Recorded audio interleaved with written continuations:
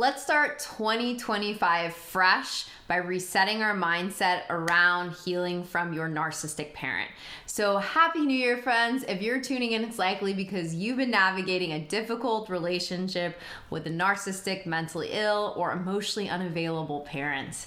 And maybe you've been carrying the weight of the emotional instability or the constant chaos that comes with loving someone who, let's be honest, is pretty challenging. So as we step into this new year, I want to help you press refresh and start anew in this healing process.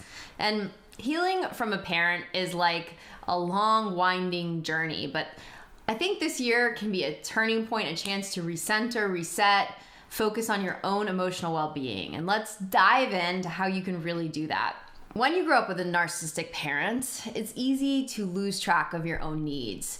You spend a lot of time, usually, trying to manage their emotions, meeting their expectations, and tiptoeing around their triggers. And you might, in all that, forget to take care of yourself. And the emotional toll can be pretty profound. I mean, exhaustion from constantly trying to please or placate them, confusion about what they are really wanting, and self-doubt can stem from being manipulated by them or neglected. And the beginning of this year is a really great time to re-establish boundaries, get back in touch with your own emotions, and refresh your commitment to your own healing. And this process, it's not about fixing them or expecting them to change, which is definitely a hard one for me, and finding ways to take care of yourself as you continue this journey.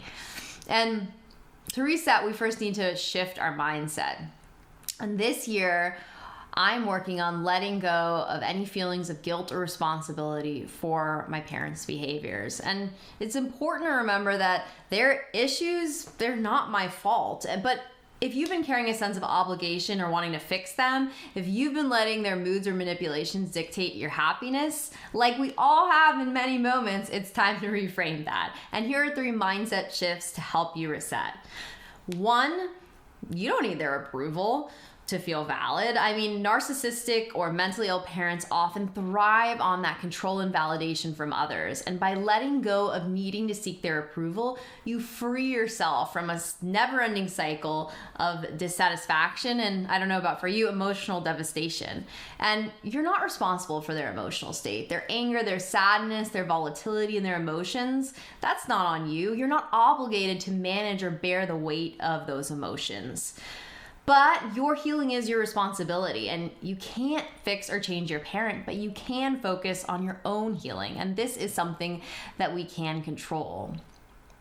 Another crucial part of resetting is self-care. And I know that's a buzzword now when we think of bubble baths or, lighting a candle, but it's really actually about nurturing your own emotional health and creating space for yourself, like maybe scheduling an extra therapy appointment into the new year if a lot happened over the holiday season, or scheduling some time with yourself where you just think about what are some more effective boundaries in dealing with with your parents. And start by identifying interactions that are draining or triggering and practicing saying no without guilt. I know for me, this particular holiday season, I was able to figure out a way to do one holiday period instead of all the holidays with them. And even though that's something that may seem small, I think it's big in the sense that one of those holidays I can use to have more time with myself and replenish myself so that it doesn't feel like the whole holiday season was revolved around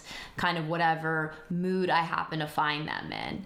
And if you're not already doing some sort of ongoing, either like therapy, coaching, workshops, watching these videos, please put these kind of things into your self-care practice, because it's a good way to keep yourself accountable to being compassionate towards yourself. Because it's not about healing faster, it's about better understanding why we've done the things we have. And a lot of us have been pleasing them, placating them, because honestly, there was a big emotional consequence for doing so. So having compassion for yourself is a really huge one, and it's hard to be kind to ourselves. So I think like what I want to suggest is, if you have the time, maybe write 3 victories down for 2024 of things you feel like you did well to handle them. Like one of the things I just mentioned. Another is I have a birthday coming up, so I kind of planned something that I would like that worked for me, but I could also include some other people in. And take a moment to think about what those small wins are for you, because I guarantee there are some there. But again, I think we can be perfectionistic about what we expect from ourselves in regards to difficult family members. And part of this is not treating ourselves the way that they treated us, which could sometimes be harsh and critical. And so that to me is both the most important and hardest thing about the healing process, is being compassionate towards ourselves, because it's something that comes so second nature, at least for me, to be harsh with myself, that it's almost hard to catch when it happens. So just to summarize today, remember, their behavior isn't your fault. Remember, wins look differently than you might think, but they're there if we really look for them. And 3, reevaluating what would even work better for you in this new year. And I think that those 2 goals of figuring out what your wins are and how to get more of those wins with your family in 2025, and what would feel best for you in order to be nurturing yourself, is something that taking a more in-depth look at can really help you with. So hope this helps, and Happy New Year.